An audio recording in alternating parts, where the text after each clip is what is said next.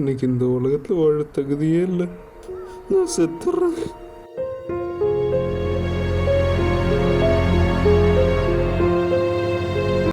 குண்டா இருக்குது தப்பு. குண்டா இருந்தாலும் குண்டு குண்டு அடிக்கிறானுங்க.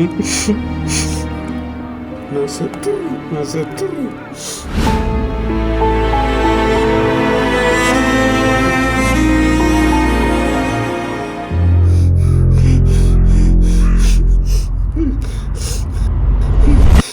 நீ டீ கடை கூப்பிட்டா வரமாட்டேன் சொல்லிட்டேன். அதான் நானே பார்த்தியா பார்சல் வாங்கிட்டேன் பார்த்தியா. சரி உனக்கு என்ன போடுவா? என்னடா ஏன் வரமா இருக்கு? என்னாச்சு? இல்லைடா நேற்று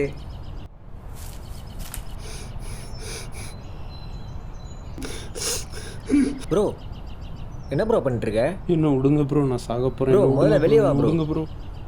சரி அதான் அவன் ஸ்டாப் பண்ணுறல, அப்புறம் என்ன உன்னை தள்ளி விட்டு திருப்பி போய் குதிச்சிட்டான் அவன். அது இல்லைடா ப்ரோ. என்ன ப்ரோ அங்கே போய் நின்றுருக்கீங்க? கொஞ்சம் மிஸ் ஆனால் தான் விழுந்துருப்பீங்க நீங்கள். என்ன விடுங்க ப்ரோ, உங்களுக்கு எதுவும் தெரியாது. நான் சாக போகிறேன் ப்ரோ. என்ன விடுங்க ப்ரோ. ப்ரோ அப்படி என்ன ப்ரோ உங்களுக்கு சாகிற அளவுக்கு பிரச்சனை? என்னை விடுங்க ப்ரோ, எனக்கு வேறு வழி தெரில ப்ரோ. இதை விட ப்ரோ என்ன பிரச்சனைன்னு சொல்லு ப்ரோ. உனக்கு முடிஞ்ச ஹெல்ப்பை நான் பண்ணுறேன். நான் ஒரு பார்பர். என் கடைக்கு ஒருத்தன் அடிக்கடி காசு கேட்டு என்னை வந்து அடிப்பான். என்ன அசிங்கமாக திட்டுவான், என்ன அசிங்கமாக பண்ணுவான். விட்டுருங்கண்ணா முடியலன்னு காசு தரட்டிய முடியெல்லாம் வெட்டி விட்டுருவான். அப்படின்னா காலேஜ் போனால் குண்டன்னு பாடி ஷேமிங் பண்ணுறாங்க. குண்டன்னு பட்ட பேர் வச்சு கூப்பிடுறாங்க.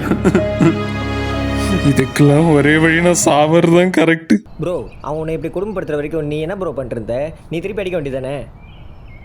எனக்கு சின்ன வயசுலேருந்தே ஃபிக்ஸ் ஸ்ட்ரோக்குன்னு ஒரு வியாதி ப்ரோ. பயத்துலேயே வளர்ந்தேன். எனக்கு பிரச்சனையை பார்த்தாலே பயத்தில் ஃபிக்ஸ் வரும் ப்ரோ. என் தம்பி இறந்த நியூஸ் கேட்டதுலேருந்து அது இன்னும் இன்க்ரீஸ் ஆகிடுச்சு. ஒரு பயத்தோட ஃபீலிங்லேயே வாழ்ந்துட்டேன் ப்ரோ. ப்ரோ அப்போல்லாம் ஒன்றுமே இல்லை ப்ரோ. நானும் சின்ன வயசில் இந்த மாதிரிலாம் பட்டிருக்கேன். எனக்கும் இந்த மாதிரிலாம் நடந்திருக்கு. அதெல்லாம் ஒன்றுமே இல்லை ப்ரோ. அதெல்லாம் மீண்டு வந்துடலாம்.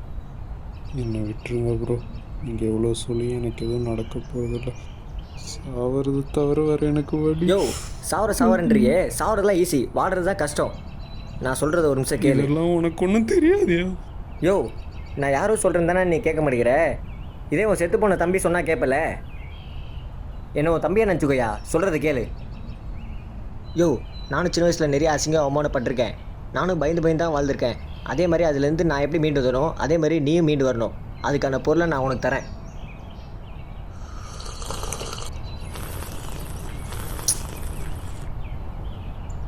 எல்லாம் ஓகேண்டா. அது என்ன பொருள்? அது எப்படி உனக்கு கிடச்சிது? அது உனக்கு யார் கொடுத்தா? சொல்லு. என்ன விளையாடுறியா? இல்லைடா, அந்த பொருளை அவன்கிட்ட எப்போ கொடுத்த? நீ எதுவும் யோசிக்காத, நான் இருக்கேன். உங்கள் லொக்கேஷன் சொல்லு, நான் நேரில் வரேன். ப்ரோ இந்த பொருளை நான் அவ்வளோ சீக்கிரம் யாருக்கும் தரமாட்டேன்.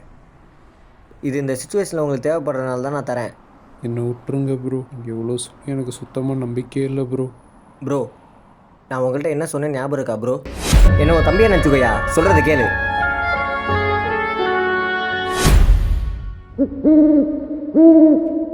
உன்னோட இந்த சுச்சுவேஷனுக்கு இந்த அவுலைட் லார்ட் ஸ்ட்ரிங் தான் தேவை. வாங்கிக்கோ.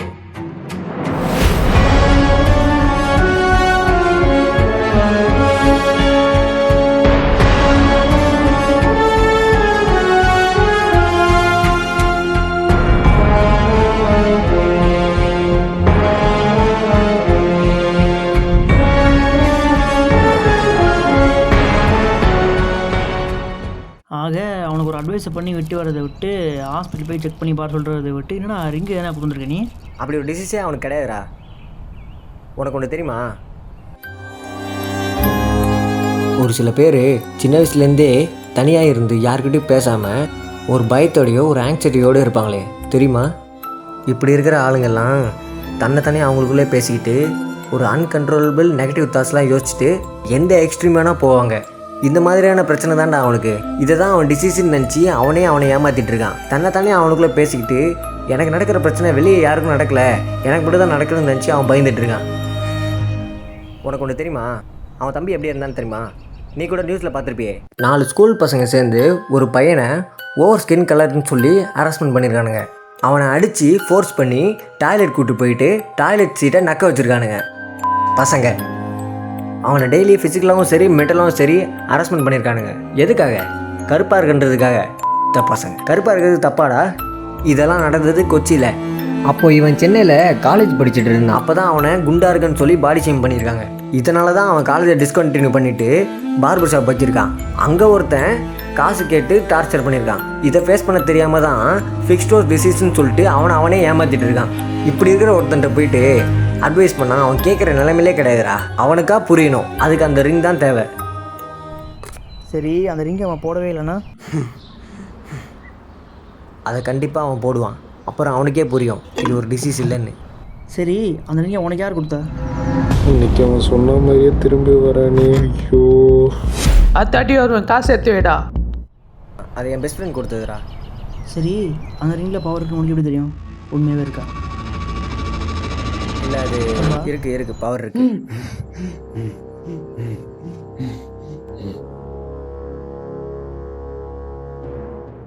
சரி, நீ ஏதோ சொல்கிற. இன்னைக்கு சொன்ன கதையில் குச்சிட்டிலாம் இறங்கி போயிடுச்சு. நான் திருப்பி வெட்டி இப்போ வரே இல்லையா? என்னன்னாலும் அவனுக்கு காசு தரக்கூடாது, அவனும் காசு எடுக்க விடக்கூடாது. எல்லாத்தையும் லாக் பண்ணிட்டேன், எதுவும் பண்ண முடியாது. அந்த ரிங்கை உனக்கு யார் கொடுத்தா? அது என் பெஸ்ட் ஃப்ரெண்ட் கொடுத்ததுடா.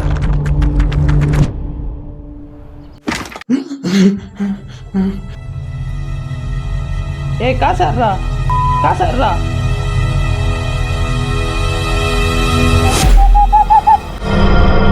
உன்னோட இந்த சுச்சுவேஷனுக்கு இந்த அவுலைட் லார்ட்ஸ் ரிங் தான் தேவை.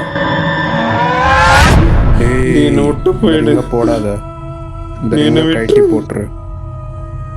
உன் லைஃப் இப்படி தான், நீ இப்படி தான் வாழணும். தம்பி மாதிரி நீயும் செத்து.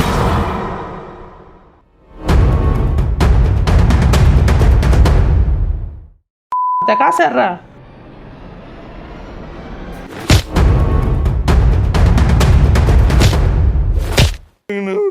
முடியல.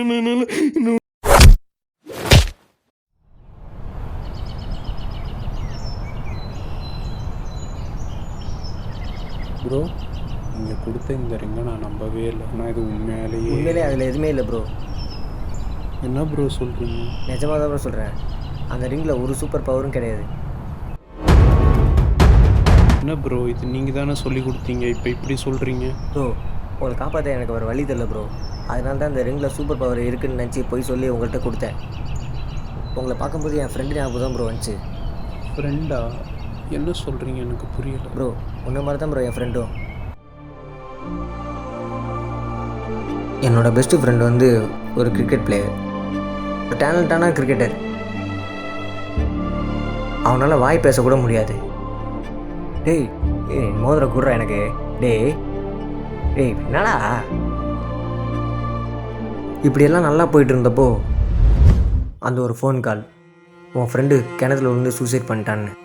என்னால் நம்பவே முடியல. அவன் ஏன் இப்படி பண்ணான்னு தெரியாமல் இருந்தப்போ அப்போ தான் அந்த பேக்கில் இருக்கிற லெட்டரை பார்த்தேன். பிரவீன், என்னை மன்னிச்சிரு. நான் உன்னை விட்டு போகிறேன். இங்கே நல்ல கிரிக்கெட் ஆடினா மட்டும் கிரிக்கெட்டர் இல்லை.